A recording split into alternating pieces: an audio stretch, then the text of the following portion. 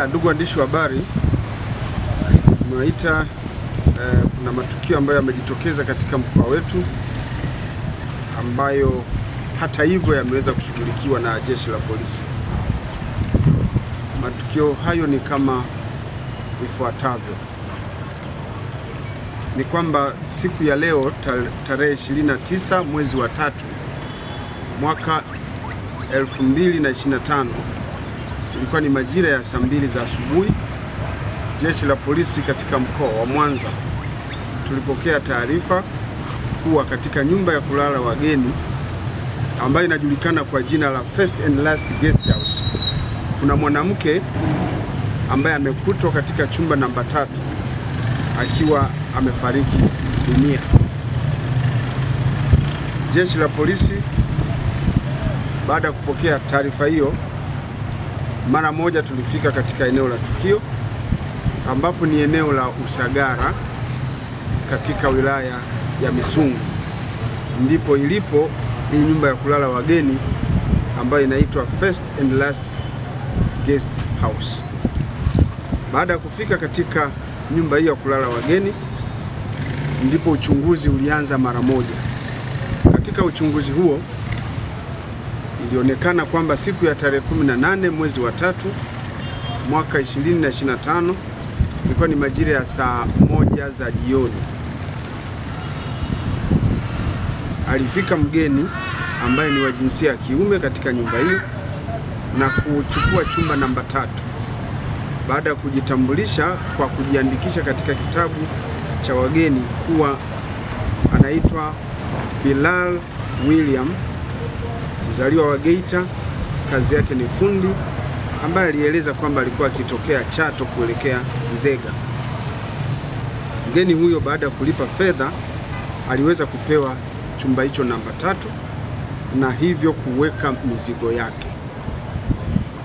Mgeni huyo ilipofika majira ya saa 4 za usiku aliaga wahudumu katika hiyo nyumba ya kulala wageni kwamba anakwenda kutafuta chakula. Lakini ilipofika usiku mkubwa majira ya saa 8 hivi, mgeni huyo alirudi akiwa ameongozana na mwanamke ambaye hata hivyo hakuweza kufahamika jina lake. Mwanamke huyo pamoja na mgeni waliingia katika chumba hicho namba 3 kwa ajili ya kupumzika. Mwanamke huyo umri wake unakadiriwa kuwa ni kati ya miaka 30 mpaka 34. Ilipofika majira ya saa 12 alfajiri siku ya leo sasa, wahudumu walianza kufanya usafi, na wakati wakifanya usafi walibaini kwamba katika chumba namba 3 alipolala yule mgeni jana, mlango ulikuwa umefungwa kwa nje, kwa maana komeo lilikuwa limefungiwa nje huku kukiwa kuna kufuli.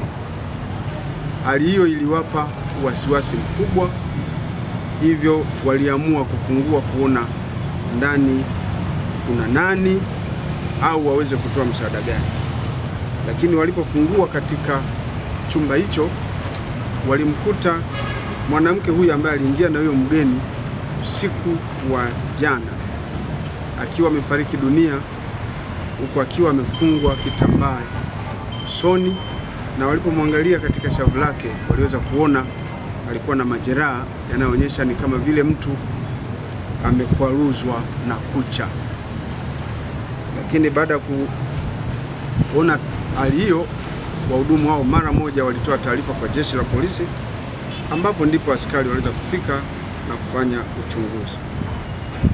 Uchunguzi katika chumba hicho namba 3 kiliweza kufanyiwa ukaguzi wa hali ya juu na askari wetu wa jeshi la polisi, ambapo waliweza kubaini kwamba ni kweli binti huyo alikuwa amefariki dunia, lakini akiwa na majeraha ya kukwaruzwa na kucha sehemu za shavuni, huku akiwa amefungwa kitambaa usoni. Lakini pia waliweza kubaini kwamba mwanamke alikuwa uchi, mwili wake umekuta ukiwa uchi, hajavaa nguo. Lakini walivyoangalia pembeni, uchunguzi wetu umebaini kwamba kulikuwa na chipsi sahani 2, chakula maarufu kama chipsi sahani 2, lakini pembeni kwa kuna chupa ya pombe moja ambayo ni pombe kali aina ya Kevant, lakini kwa kuna chupa nyingine ya bia ambayo inaitwa Kesto Light. Baada ya kuona hali hiyo na kubaini kwamba binti huyo alikuwa tayari amekwisha poteza maisha, wameuchukua mwili huo jeshi la polisi na kuupeleka katika hospitali ya wilaya ya Misungwi kwa ajili ya uchunguzi zaidi. Binti huyo mpaka sasa hajaweza kufahamika, na huyo mwanamume aliyechukua kile chumba ametoweka.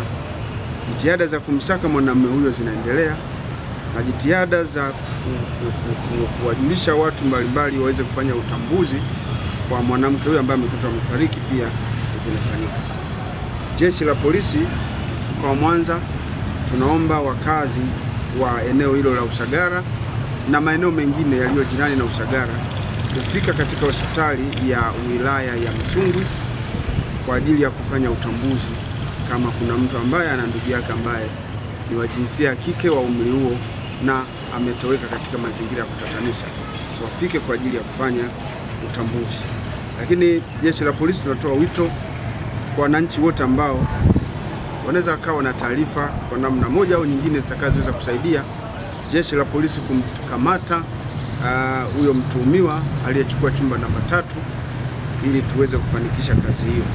Uchunguzi kimsingi umeshaanza kwa kufanya ufuatiliaji wa kina kwa kutumia namba za simu alizoziacha hapo ambazo sitapenda kuzitaja kwa sasa, lakini kupitia na taarifa nyingine muhimu alizoziandika kwenye vitabu. Kwa hiyo uchunguzi wa kina unaendelea, lakini wananchi kama watakuwa na taarifa zozote wafike kwa jeshi la polisi katika mkoa wa Mwanza na kutupatia taarifa zitakazotusaidia zaidi. Mpaka sasa chanzo cha tukio hilo la mauaji hakijafahamika. Kwa hiyo na uchunguzi unaoendelea ni pamoja na kubaini hasa chanzo kilichopelekea mauaji hayo kutokea ni nini. Kwa hiyo uchunguzi unaendelea, lakini katika tukio hilo pia tumewakamata watu wawili ambao wanaendelea kuhojiwa kuhusiana na tukio hilo. Watu hao waliokamatwa, wa kwanza anaitwa Teresia Amos Ndaki. Huyu ana miaka 36, kabila lake ni Msukuma na kazi yake ni manager kwenye hiyo nyumba ya kulala wageni. Lakini wa pili ni Neema Mlele Koyanga. Huyu ana miaka 44, ni Msukuma, kazi yake ni mhudumu kwenye nyumba ya kulala wageni. Hawa wanahojiwa.